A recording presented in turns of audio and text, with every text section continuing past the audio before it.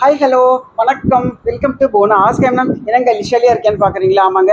இன்னைக்கு வந்து கிச்சனுக்கு பதில் இது வந்து மைக்ரோவேவ் குக்கிங் அதை வந்து பார்க்கலாம். இப்போ சுச்சுவேஷன் சாங் சினிமாவில் வர்ற மாதிரி இது வந்து சுச்சுவேஷன் வீடியோ அப்படிதான் சொல்லணும் நம்ம.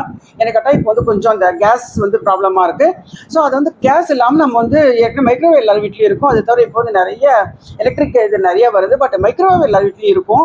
ஸோ அதில் வந்து எப்படி நம்ம ஈஸியாக சமைக்கலாம், சின்ன சின்னதாக நிறைய பண்ணலாம் அந்த மாதிரி குட்டி குட்டியாக. அது அந்த வீடியோ வந்து நான் இதில் போடுறேன்.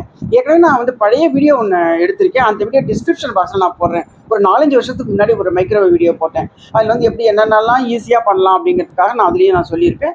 அந்த வீடியோ டிஸ்கிரிப்ஷன் வந்து நான் வந்து இந்த பாக்ஸில் டிஸ்கிரிப்ஷன் பாக்ஸில் நான் போடுறேன். அதையும் நீங்கள் பார்க்கலாம், ரொம்பவே நல்லாயிருக்கும். இந்த வெள்ளம் வந்து சில சமயம் அப்படியே உருண்டையாக வந்துடும். அதை நம்ம எப்படி இது வச்சு ஒரு கல் வச்சு இல்லை சுற்றி வச்சு கட் பண்ணணும் அப்படி இல்லாமல் இது சும்மா ஒரு 30 செகண்ட்ஸ்க்கு வந்து உள்ளே வச்சிங்க அப்படின்னாக்கா கொஞ்சம் இலக ஆரம்பிக்கும். அப்புறம் வெளியில் எடுத்துகிட்டு நல்லா வந்து பொடி பண்ணி வச்சுட்டோம் அப்படின்னாக்கா அது அப்படியே வந்து ஈஸியாக இருக்கும். அது மாதிரி நிறைய போட்டிருக்கேன் நான்.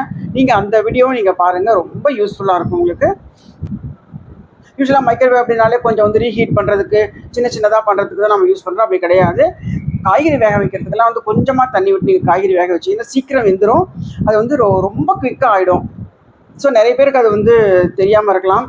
ஸோ நீங்கள் வந்து அதையும் வந்து நிறைய யூஸ் பண்ண ஆரம்பிங்க. ஒரு சட்னி பண்ணணும், இப்போ வந்து அடுப்பு இல்லாமல் நம்ம வேர்க்கடலை சட்னி பண்ணணும் அப்படின்னா நம்ம மைக்ரோவேவில் வேர்க்கடலையை வறுத்துட்டு அது மேலே 2 மிளகாயும் போட்டிங்கன்னா, கடைசியில் மிளகாயும் போட்டிங்கன்னா அதுவும் சூடு ஏறிடும். அப்படியே வச்சு நம்ம வந்து சட்னி பண்ணலாம். அந்த மாதிரி சின்ன சின்னதாக நிறைய வேலைகள் நம்ம மைக்ரோவேவில் பண்ண முடியும். இப்போ இந்த மைக்ரோவேவ் டிப்ஸ் அதில் பார்த்தீங்கன்னா, இப்போ கேஸ் இல்லாத சமயத்தில் எப்படி வந்து மைக்ரோவேவ் நல்லா யூஸ் பண்ணலான்னு இப்போ பார்த்தீங்கன்னா, இதில் வந்து பீன்ஸு, கொஞ்சம் வந்து கேரட்டு, கொஞ்சம் அவரைக்காய், அப்புறம் கொஞ்சம் கோஸ் எல்லாத்தையும் போட்டு ஒரு மிக்சர் வெஜிடபிள் கறி பண்ண போகிறேன். இப்போ பார்த்தீங்கன்னா, இது வந்து இவ்வளோ பெரிய பவுலில் வந்து நான் போட்டிருக்கேன். இல்லைன்னா இந்த மாதிரி ஒரு கிளாஸ் இருந்தாலும் போட்டுக்கலாம், அல்லது இந்த மாதிரி கிளாஸ் எதில் ஒன்றா நீங்கள் யூஸ் பண்ணிக்கலாம். மைக்ரோவேவ் சேஃபில் பண்ணிக்கலாம்.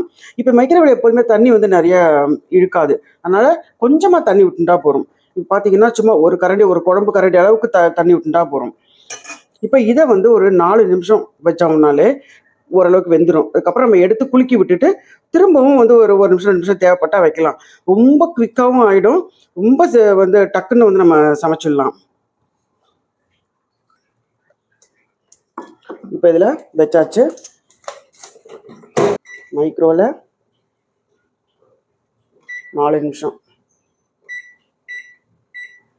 நடுவில் கூட நம்ம திறந்து பார்க்கலாம். இப்போ வந்து 4 நிமிஷம் போட்டிருக்கேன். நடுவில் ஓப்பன் பண்ணி கூட கொஞ்சம் கிளறி விடலாம். 2 நிமிஷம் முடிஞ்சிருக்கு. சும்மா திறந்து பார்க்கலாம். திறந்துட்டு ஒரு குலுக்கி விட்டுட்டு அதுக்கப்புறம் நம்ம திரும்ப வைக்கலாம், மூடி வைக்கலாம். ஆன் பண்ணியாச்சு.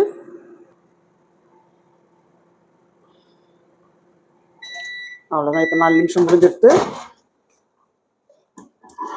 பாருங்க, நல்லாவே வெந்திருக்கு. பார்த்தாலே தெரியுது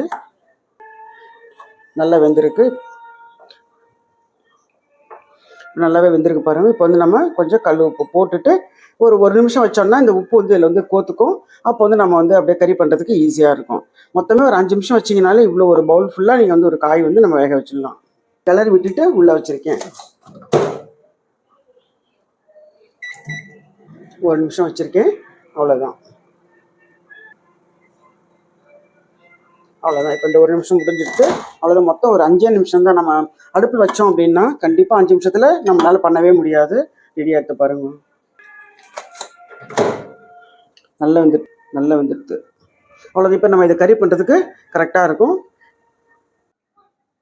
இப்போ இந்த மைக்ரோவேவில் நம்ம பால் காய்ச்சி தயிருக்கு உர குத்தலாம். இப்போ நான் சும்மா வந்து ஒரு 1/2 லிட்டர் போடுறேன். யூஸ்வலி நான் 1 லிட்டர் போட்டு அந்த ப்ளூ கலர் பவுலில் போடுவேன். இன்றைக்கி நான் வந்து ஒரு 1/2 லிட்டர் மட்டும் போட்டுட்டு இப்போ இதில் ஒரு 1/2 லிட்டர் பால் அதை போட்டு காய்ச்சிட்டு தயிருக்கு உர குத்திடலாம். இப்போ பார்த்தீங்கன்னா 5 நிமிஷம் வச்சிங்க அப்படின்னா 1/2 லிட்டருக்கு சரியாக இருக்கும். நான் இது வந்து மோஸ்ட்லி இதில் வந்து இந்த 1 லிட்டர் காய்ச்சுவேன். நிறைய நாள் நான் 1 லிட்டர் காய்ச்சுவேன். ஸோ 1 லிட்டர் 10 நிமிஷம் வச்சேன்னா நல்லா வந்து உள்ளுக்குள்ளே நல்லா பொங்கி கரெக்டாக நல்லா பொங்கி வரும். ஒரு 10 நிமிஷத்துக்கு. இப்போ நம்ம இது 1/2 லிட்டருங்கிறதுனால நம்ம 5 நிமிஷம் வச்சு எடுத்துடலாம். இப்போ இதை உள்ளே வச்சுருக்கேன். நம்ம வந்து ஒரு 5 நிமிஷம் செட் பண்ணலாம்.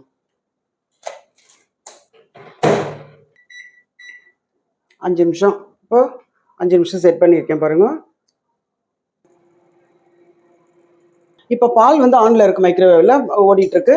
இப்போ பார்த்தீங்கன்னா இது வேர்க்கடலை சட்னி பண்ணணும் அப்படின்னா அதுவும் வந்து ஒரு இந்த அளவுக்கு வேர்க்கடலை எடுக்கணும் அப்படின்னா ஒரு 4 நிமிஷம் போகும். இதுக்கு ஒரு 3 நிமிஷம் நீங்கள் வச்சுட்டு செக் பண்ணி பாருங்கள்.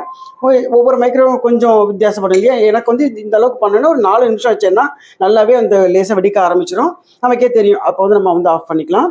இப்போ கடைசியில் நீங்கள் என்ன பண்ணலான்னா, இதுக்கு வந்து மிளகா போடணுன்னு, இந்த மிளகாயை வந்து சிகப்பு மிளகா போடணும் அப்படின்னா கடைசியில் ஒரு 30 செகண்ட் இருக்கும்போது நீங்கள் அந்த மிளகாயை போட்டுக்கலாம்.